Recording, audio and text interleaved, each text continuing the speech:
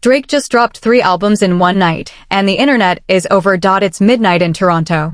Fans are refreshing Spotify, waiting for one album, just one. Iceman. The album Drake has been teasing for months with giant ice sculptures, CN Tower projections, and guerrilla live streams that had the entire internet watching. And then it happens. Not one album. 3. 43 tracks. 149 minutes of music. All in one drop. And buried inside those songs, diss after diss after diss aimed at Kendrick Lamar, LeBron James, DJ Khaled, A$AP Rocky, J. Cole, and a list so long fans are still finding names they missed. But here's what nobody's asking. Is this Drake's triumphant comeback? Or is this a man so rattled by losing the biggest beef in rap history that he released 3 albums just to prove he still exists? Stay with me, because this story is not what you think. Drake. You already know who he is. 3rd most streamed artist in Spotify history. 14 #1 albums on the Billboard 200. The man who turned Toronto into a global music capital almost single-handedly. For most of 2024 and 2025, though, the world saw a different Drake. A Drake who lost the most brutal, most public rap beef in modern history to Kendrick Lamar. A Drake whose lawsuit against Universal Music Group, accusing them of boosting streams on Kendrick's diss track, Not Like Us, was thrown out of court. A Drake who went quiet. Who retreated. Who kept a low profile while Kendrick Lamar literally performed Not Like Us at the Super Bowl halftime show in front of 100 million people. That was Drake's reputation. Bruised. Battered. Beaten, at least in the court of public opinion. So, what does a man with everything to prove do next? He doesn't drop one album. Before I tell you what's on these records, I want to know, were you actually excited for Drake to come back? Drop your honest answer in the comments right now. I'm reading every single one. Let's go back to early 2026. Drake is silent, but he's not invisible. He's doing Iceman live streams on YouTube, 4 episodes, each one packed with new music snippets, guest appearances, and Easter eggs that had fans going absolutely mad trying to decode them. Then comes the ice sculpture. A 25-foot tower of ice blocks in downtown Toronto. The release date for Iceman hidden somewhere inside. Fans show up with pickaxes, blowtorches, sledgehammers. Firefighters eventually melt the whole thing down for safety. Think about that for a second. Drake made a public safety incident happen just to promote his album. That is not a man who has given up. That is a man who is obsessed. He then turns the CN Tower, Toronto's most iconic landmark, blue. Announces episode 4 of his live stream. And at the very end of that final episode, something unexpected happens. A closing shot. 3 hard drives on screen. 3.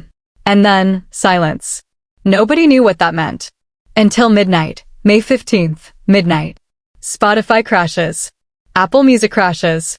Streaming services buckle under the weight of Drake releasing not 1, not 2, 3 complete albums simultaneously. Iceman. Habibti. Maid of Honour. Iceman is the rap record. Dark, confrontational, heavy. It's where Drake goes after everyone. On Make Them Cry, the opener, Drake raps about his mental health at the peak of the beef. He talks about being alone, about facing the Grim Reaper. And then, completely out of nowhere, he reveals his father has been diagnosed with cancer. On a rap album. On the song that opens the whole thing. But here's what nobody's talking about. That is not a man performing toughness. That is a man in real pain, putting it in the only place he knows how. A rap record. Then come the disses. Kendrick gets mocked for his height. His charity work in Compton is called performative. LeBron James, who attended a Kendrick concert during the beef, gets called out by name. DJ Khaled. A$AP Rocky. J. Cole. Rick Ross. Pharrell. Jay-Z. Pusha T. Even Dr. Dre. Drake puts names in songs like he's settling every single score he has all at once. And then the White House gets involved. The official White House X account posts Drake's Iceman album cover, edited to show the hand holding a diamond MAGA chain. Iced out, they write. I need to stop here. The White House is posting Drake memes. What timeline are we living in? Comment below, is this hilarious, embarrassing, or both? It gets worse. Much worse.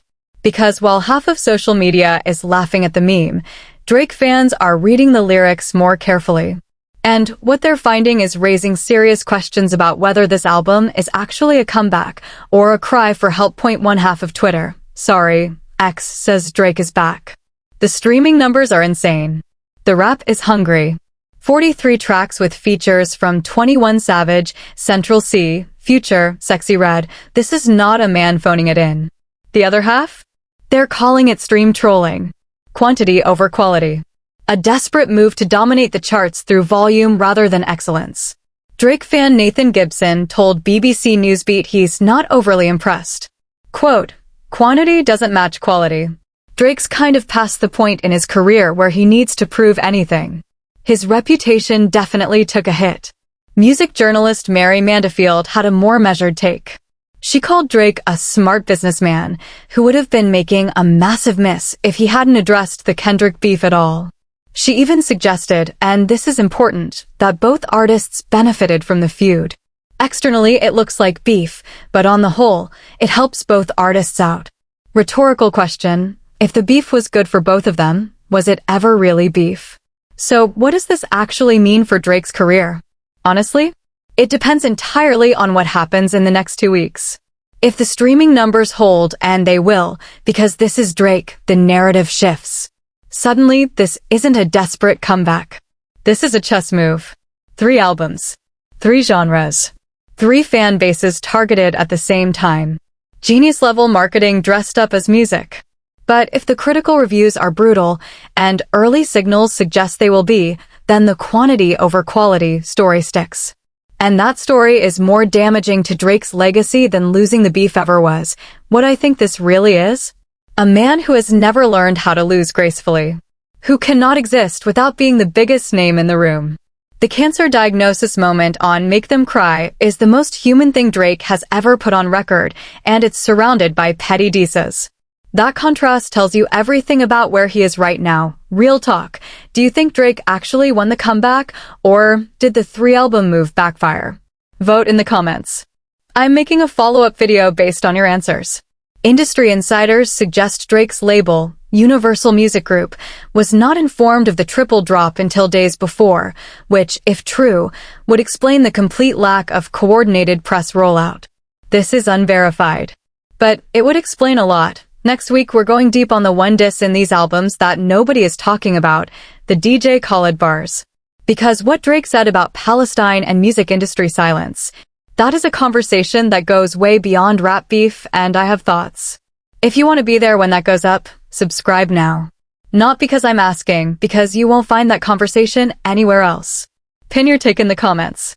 And remember this. Drake dropped 3 albums to prove he's still here.